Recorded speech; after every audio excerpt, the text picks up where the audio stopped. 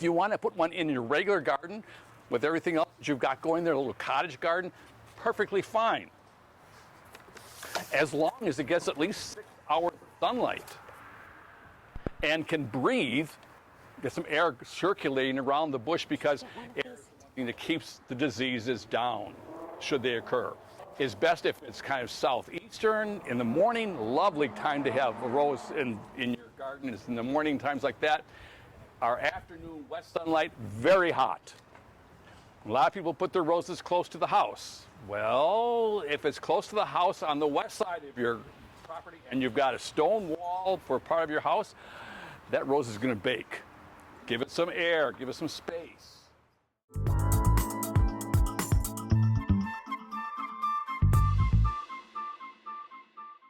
Preparation not only includes the site where you're going to place it, but also the soil in which you're going to place it. Where we live in Ozaukee County, it might as well be a terracotta pot you're putting it into. There's so much clay. Even in well-established neighborhoods, you're going to have a lot of clay. So we have to do a lot of amending of our soil. And the best thing to do is to make it a combination of your native soil, some really great product. I'm going to pull this up a little bit here. Talk about this one, Joan. Purple Cow Activated. It's a compost. It's organic.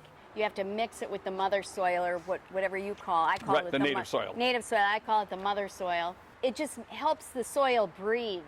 I would add one thing to that recipe. Yes, you need good soil, your native soil. You need a good organic material, which this is, and you should put some sand in it as well, because roses like wet feet to a certain point, but you want the water to drain away as well. The moisture will be retained by your organic material and to some degree your native soil, but the sand just loosens it up just a little bit more. It also gives breathing space, as Joan pointed out. The roots have to get air, and the more easily you allow that to happen by working the soil up or adding other things to it, the better it is, because the fertilizer you're putting in has to fix with oxygen being pulled into the roots. You want to add more roses next year, you want to plant out this fall, great to get all this stuff into your garden this fall. Let it overwinter so it has time to rest and, really work together. And come spring, when you get your new roses, put them in, they'll love it.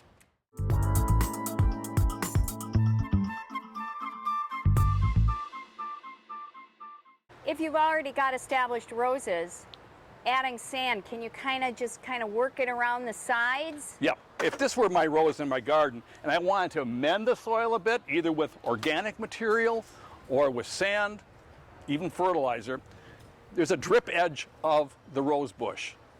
And you want to do that work outside the drip edge. You don't want to get real close to the actual plant because you're disturbing the roots. With a nice garden fork, a good trowel, work deep, loosen it up, and then work in this material after it's loosened a lot. About how deep would you go? Well, the first 6 inches of root is where the feeder roots are for the plant. Below that is the tap root that really holds the plant in place. So I would go a good 6, maybe 8 inches. Because loosening that soil, working this amendment in, you're only going to work that top 6 inches of soil. So your preparation is really important. The better prepared your soil is, the happier the rose is going to be, the happier you will be in the long run as well.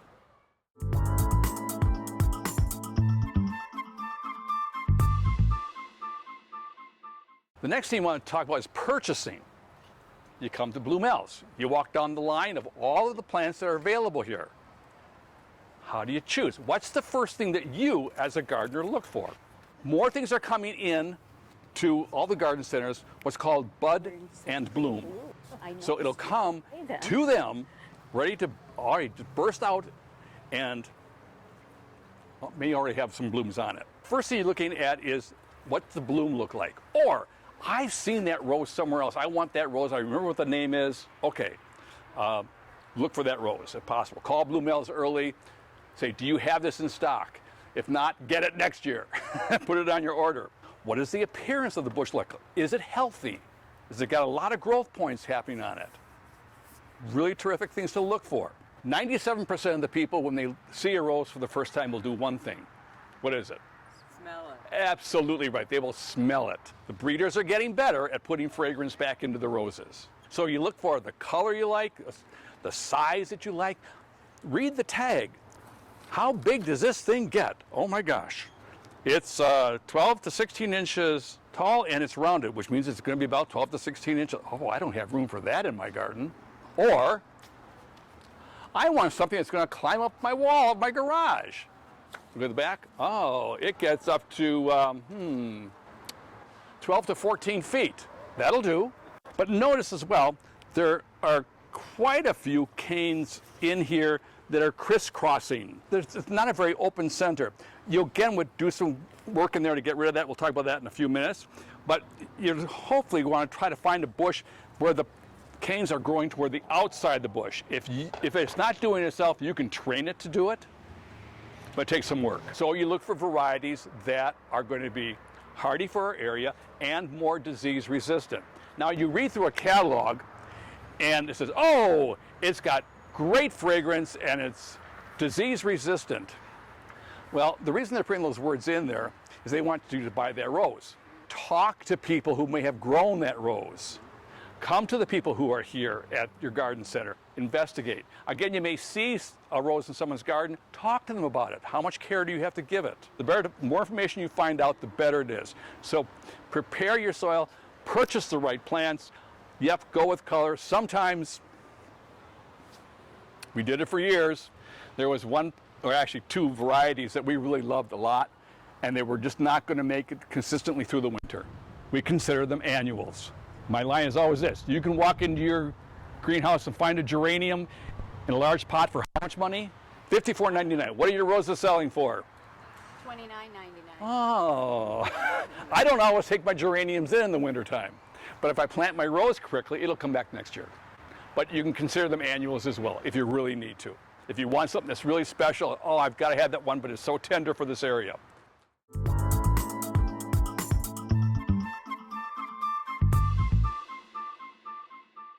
Roses come in two kinds.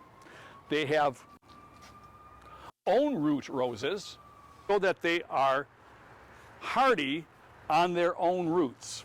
Notice this brown part here comes straight up out of the ground. So straight up out of the ground. Grafted roses. Notice very close to the soil level here, it's got a huge ball, if you will.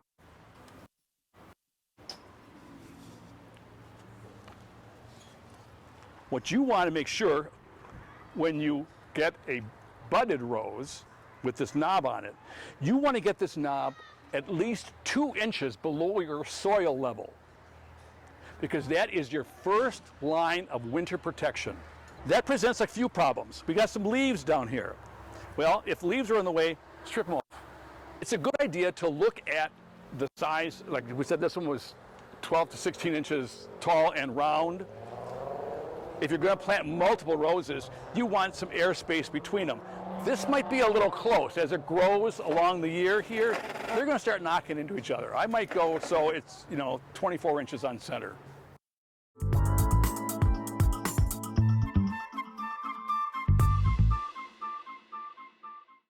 Pruner's got two parts, a cutting edge and a non-cutting edge. There's a type that's called an anvil pruner where the blade hits this lower portion, and that is great for old dead wood. This isn't old dead wood. Well, some of it is. A bypass pruner makes a cleaner cut, and it's safer for your plant. It'll let in less as far as disease and control. Even though this has got a nice little green cane coming on it, I would cut that off because the rest is brown, and that's not going to be a good thing in the long run. It's not going to last long. So get in there as close as you can and cut it off. So for pruning, this cocoa bean has got some dead wood in here too. You got to find the point of origin. Cut that out. It's got some other dead canes in here. You just want to clean all of this stuff up. Get the center as open as you can, and these one of those crisscrossing. I would work some of those crisscrossing ones out there. Pruning during bloom time. It's the rule you always hear. The first 5-leaf cluster. Okay, so you'll notice up here at the top, 1, 2, 3 leaves. Over here, 1, 2, 3 leaves, 1, 2, 3, ah, 1, 2, 3, 4, 5. Look what happened at that 1, 2, 3, 4, 5. I'm going to pull this around. New cane is coming up right out of that one. What are the 5? Yep, right above the 5. Here's the 5, right above that. Right. And here's another 5, and there's another one coming right there. So we always want to look for those places where it's possible to get a new cane coming. The growth hormones in every plant always goes to the top. Where's the weakest part of the cane? At the top. So the closer this is to the top of what's currently the bush, that's not going to be a strong, strong cane being developed. Some people wonder, when do I start pruning my rose? All green plants have this wonderful mechanism where they can move liquids in and out of their cells to a certain degree and store the sugars in the roots. If you prune this thing in the fall, you're denying the plant the opportunity to make its own antifreeze, in essence. It'll move the water out. It'll move more water than sugar, leave more sugar in the cells, move the water out, and then come spring, it'll move water back up, the sugars liven up, and away we go. But also in the spring, you can see what's dead and what's alive. I've learned over the years, I only want to work once on a job. I'll do it once. And I find, you know, when I need to prune in the fall, it's pretty cold and chilly, and I don't like to be come spring when I know what's alive and what's dead. It's a lovely time in the garden.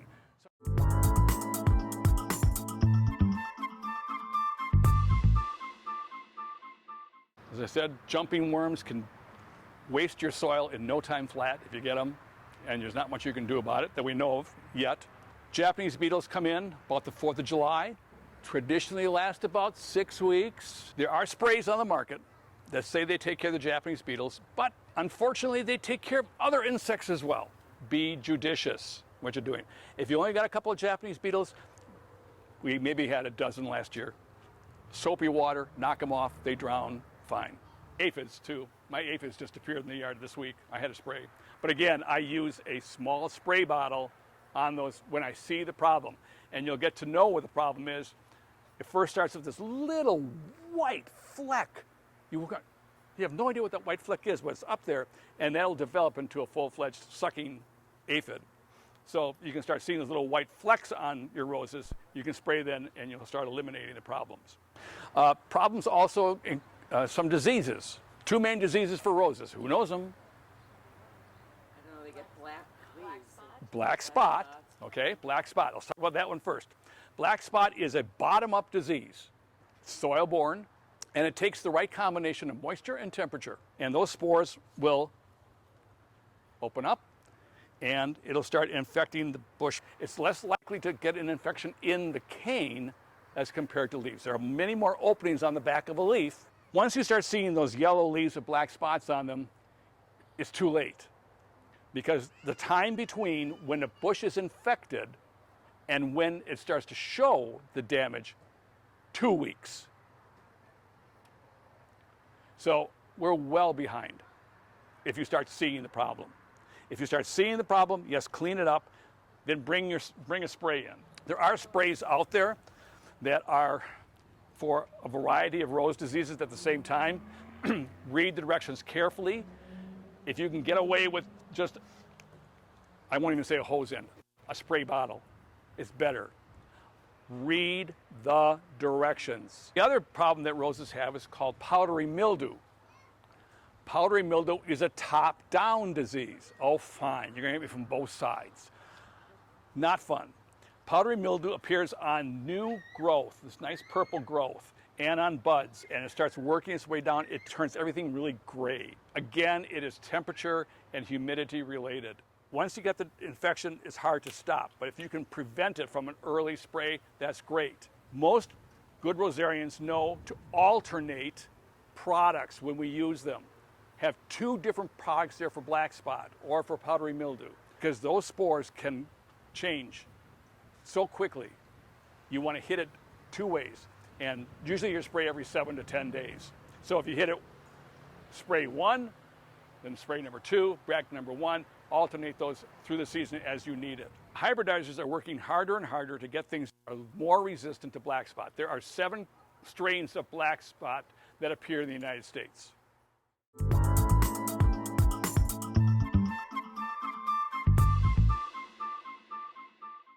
How many of you find yourself driving along and you see rose cones in people's yards, starting about Halloween and lasting to Memorial Day?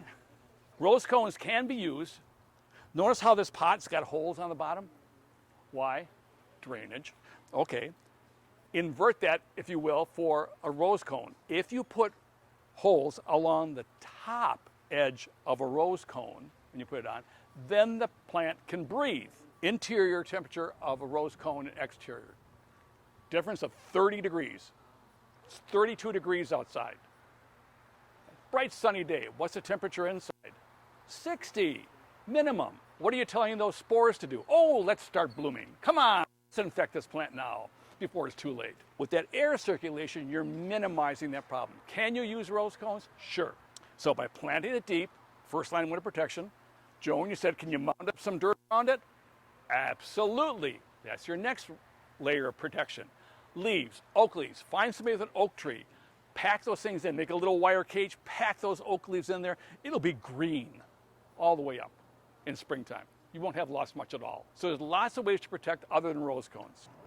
If you use a rose cone, then you've got to cut to make sure that plant fits. Because the cone is shaped this way, but the rose is shaped this way. And so it's not good to cut at that time of the year Right. either. So you're causing more and more problems. We tried a new system for winter protection with a concrete curing blanket. Just lay over the top, weight it down.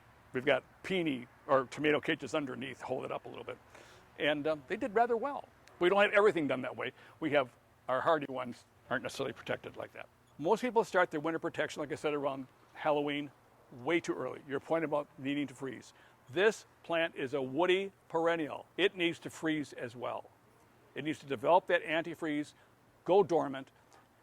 We don't do any winter protection. It's getting pushed farther and farther back every year, unfortunately. You do it a little early by soil mound, yeah. Protect it, it'll freeze, but you don't want to do it too early. Thanksgiving is usually our time we start with, but now it's almost Christmas time. Leaving that hip on also gives instructions to the plant of what to do. It tells, we're shutting down now.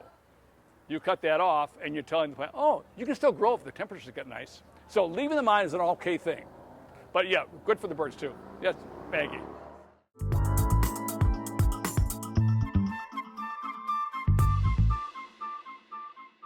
Let's talk about fertilizers and things that are here.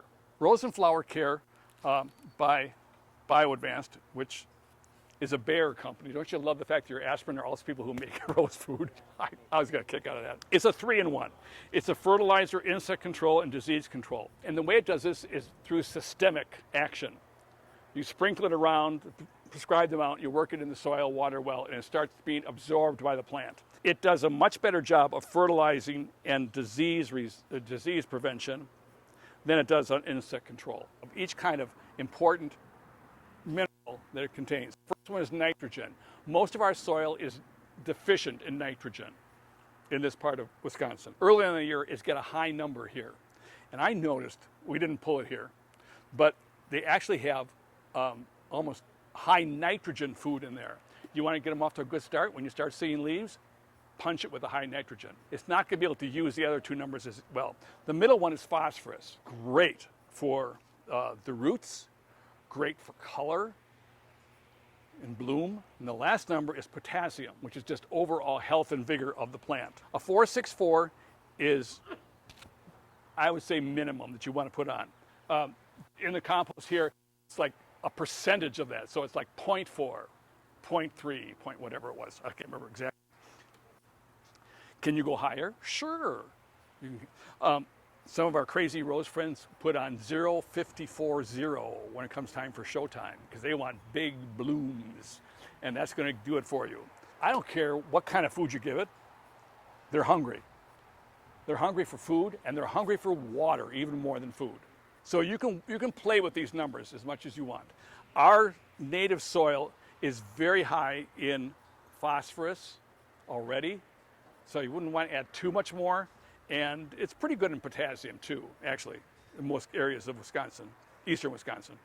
So those last two numbers are less important, but that you can just start playing some real growth. You shouldn't do any fertilizing until you can see green leaves on your plant.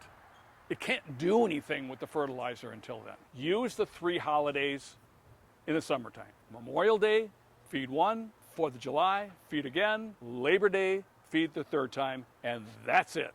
Know what you're feeding it, use it appropriately, use it at the right time. Again, most often it's sprinkle around, work it in, water well. Yes, Epsom salts. About 1/4 of a cup would be enough for this bush. You would need almost a 1/2 cup for the larger ones. Work it around that drip edge of the rows, work it in really well, and water it. 2 weeks, new growth. Huge new canes will come shooting out of that base of that rose. It can come in liquid form. That's perfectly fine, hose and sprayer. Roses also can absorb food through their leaves. So you can use a hose and sprayer and spray the leaves. It'll start being absorbed through that as well as the soil.